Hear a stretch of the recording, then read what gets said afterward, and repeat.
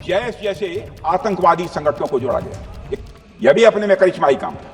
यह परिस्थिति इसलिए बनी क्योंकि इसके ठीक एक साल पहले उरी की घटना के भारत की सेनाओं ने सीमा पर जाकर सर्जिकल स्ट्राइक की थी। हमने दुनिया को बताया कि आतंकवाद के खिलाफ हम सरहद के इस पार भी मारेंगे और जरूरत पड़ी तो आतंकियों के घर में घुसकर भी मारेंगे। यह बदलाव प्रधानमंत्री मोदी जी के नेतृत्व में आया। अध्यक्ष महोदय, यह वही नीति है जो पहले की सरकारों को भी अपनानी चाहिए थी। उन सरकारों को जिनके शासनकाल में भारत ने सबसे भीषण आतंकी हमलों का सामना किया, जिनमें 2008 का मुंबई हमला आज भी हर हिंदुस्तानी के जहन में बैठा हुआ है, जिंदा है, एक न भूलने वाली त्रासदी के रूप में जिंदा है।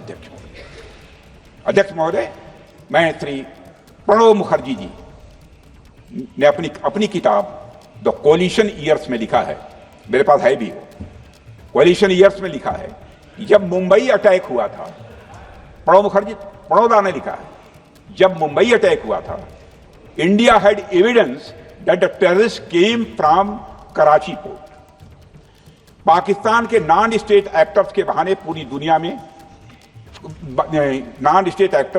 को पूरी दुनिया में कोई मान नहीं रहा था।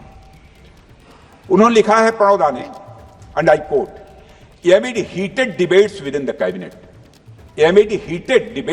cabinet, there was a demand for military intervention which I rejected. यह उन्होंने लिखा, मैंने नहीं लिखा, अनकोट।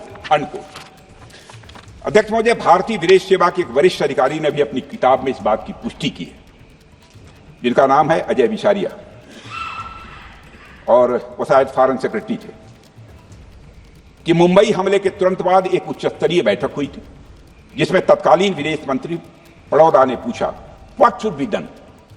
तो विदेश सचिव शिवशंकर मेनन जी ने सुझाव दिया कि भारत मोरदके में लश्कर तोयबा के मुख्यालय पर क्रूज मिसाइल से हमला कर सकता है। यह सुनकर प्रणब ने चश्मा उतारकर साफ किया और सभी अधिकारियों को धन्यवाद देकर बैठक समाप्त कर दी। अध्यक्ष महोदय, उस समय की सरकार ने जो सही समझा वो किया, पर मैं मानता हूं कि अगर तब की सरकार ने भी 2016 सर्जिकल स्ट्राइक, 2019 एयर स्ट्राइक जैसे निर्णायक और कठोर कदम उठाए होते तो पाकिस्तान की स्ट्रेटेजिक कैलकुलस बदल सकती थी। एक पावरफुल और डिसाइसिव एक्शन पाकिस्तान और उनकी सेना के द्वारा इस 500 टेररिस्ट ऑर्गेनाइजेशंस के लिए बड़ा डिसइंसेंटिव साबित हो सकती है। अध्यक्ष महोदय, 2008 में मुंबई हमलों के बाद उस समय की सरकार ने सिर्फ बातचीत का मार्ग चुना था। मैं स्पष्ट करना चाहता हूं, यह कोई आलोचना नहीं है अध्यक्ष महोदय, न उस सरकार की, न उस समय के प्रधानमंत्री की, और न ही उन नेताओं की। उस समय की लीडरशिप को जो सही लगा उन्होंने वह निर्णय लिया। अध्यक्ष महोदय, बस मैं इतना ही कहना चाहता हूं कि आज का भारत अलग सोचता है और अलग तरीके से काम करता है। हमारा मानना है कि आपका प्रतिद्वंदी आतंक को रणनीति बना चुका हो और बातचीत की भाषा नहीं समझता हो तो standing firm and being decisive के अलावा कोई विकल्प नहीं बचता है। अध्यक्ष महोदय, आज हमारे प्रधानमंत्री मोदी जी के नेतृत्व में भारत वह देश नहीं रहा जो पहले था। Two-day doziers have been replaced by decisive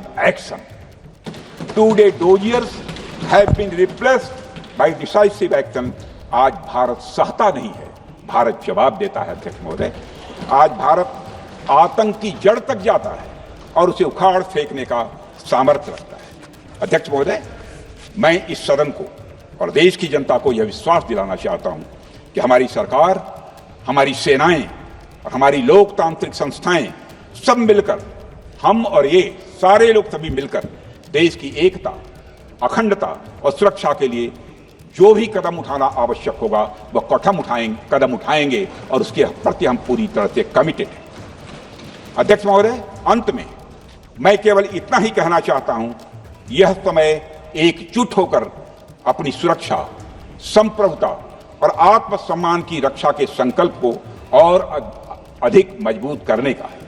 हमें यह याद रखना होगा कि हमारी सामाजिक और राजनीतिक एकता ही यह हमारी सबसे बड़ी ताकत है।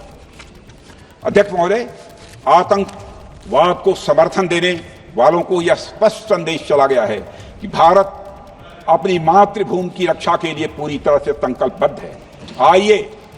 आइए हम सभी दलगत भाव से ऊपर उठकर संगच्छध्वम संवरध्वम के मंत्र से प्रेरणा लेकर एक साथ खड़े हो जाएं और हम इस राष्ट्रीय संकल्प को मजबूत करें। यही हम सबका राष्ट्रीय दायित्व है। और इन्हीं शब्दों के साथ अध्यक्ष महोदय, आपने मुझे विचार रखने का अवसर दिया। आपके प्रति आभार व्यक्त करते हुए और अपने सभी सम्मानित सदस्यों के प्रति धन्यवाद व्यक्त करते हुए